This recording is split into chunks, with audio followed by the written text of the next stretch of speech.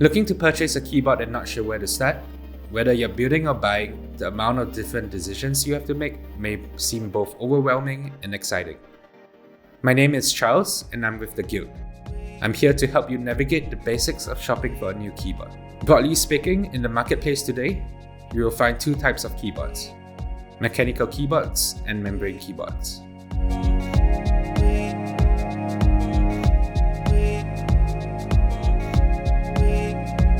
Let's start off with the simpler of the two, membrane keyboards. A membrane keyboard consists of multiple pressure-sensitive rubber layers underneath the keys.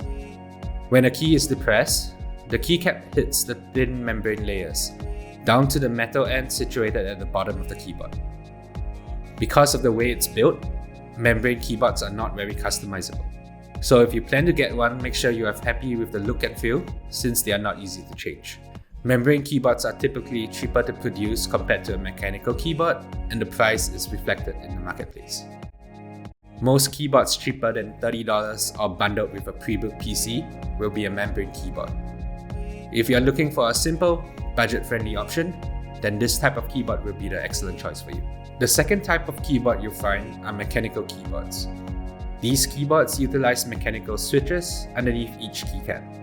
Because of this difference, mechanical keyboards are more customizable, but also much more expensive. They also come with a multitude of decisions to make, such as, do I want to buy a pre-built keyboard or construct my own? Moving forwards, we will mostly be talking about mechanical keyboards and the different options available to you.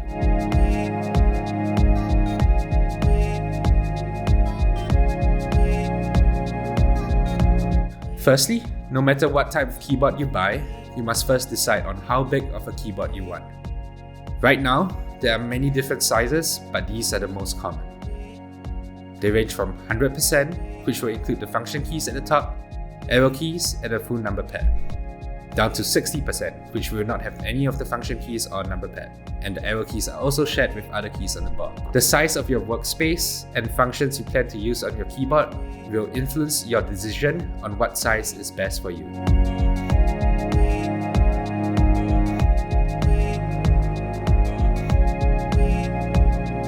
Next, if you are getting a mechanical keyboard, you must decide on your switches. Switches mainly come in three categories: clicky switches, tactile switches, and linear switches. As the name suggests, clicky switches will give you an audible click. This is achieved by the switches inside containing a clip jacket or a clip bar, which gives you that audible click when a switch is depressed. Some people find the clicky sound satisfying and others find it annoying. For a less audible option, tactile switches are switches with a bump when the switch is depressed. If you are building your own keyboard, tactiles are classified with different weights: light tactiles, medium tactiles, and heavy tactiles. These represent how much of a bump you feel when depressing the switch. For the quietest option, linear switches are smooth when the switch is depressed, foregoing the bump feeling and sound. The lack of a bump also makes this type of switch have a slightly faster reaction time. If you have the budget for it, it can be worth the investment of buying a custom keyboard switch tester.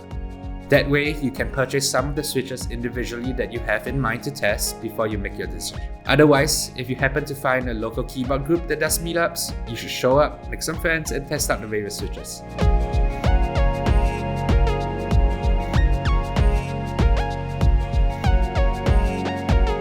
Now for those shopping for pre-builts, there are many different price ranges of keyboards to look for.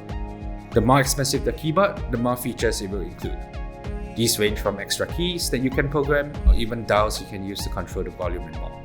A more bare-bones keyboard can range from $30 to $50 from brands such as Red Dragon or Magic Force, whereas one from a premium brand like Corsair or Razer can set you back hundreds of dollars. If you are not looking for the features that premium keyboards offer, but still want a better built keyboard, I suggest looking at brands such as Keychron, GMMK, or Drop. They offer pre-built keyboards with features normally offered in custom keyboards, but for a decent price.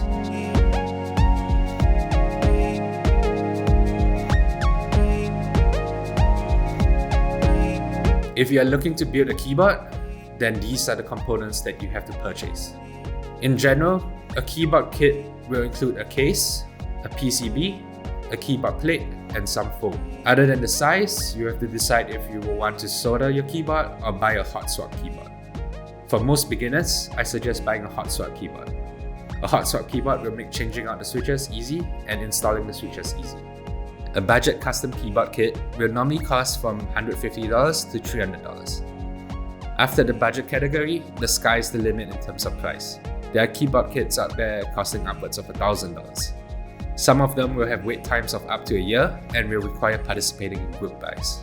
If you are looking for in-stock keyboard kits, I recommend checking out brands such as Keychron, Novel Keys, QWERTY Keys, Drop, and GMMK.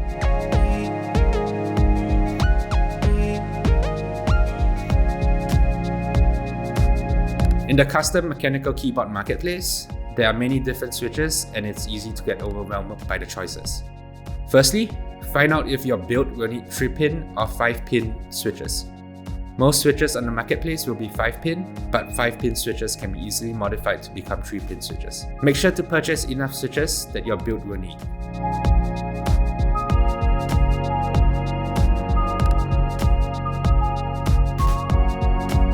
Stabilizers, also referred to as stabs by the community, are parts that prevent larger keys such as the spacebar and enter key from wobbling when pressed. They sit next to the keyboard switch to stabilize the keycap when you press it. So the first thing you need to do would be to look up how many stabilizers your build will require. Typically for a 60% or 10 keyless keyboard, you will require 4 2U stabilizers and 1 spacebar stabilizer. Next, find out if your build will require plate mount or PCB mount stabilizers. Plate mount stabilizers hook themselves into the keyboard plate directly, while PCB mount stabilizers are installed into the PCB directly via screws, making them more secure but also harder to remove and uninstall. I recommend going with brands that the keyboard community prefers, such as Durock, TX, or Wuche Studios.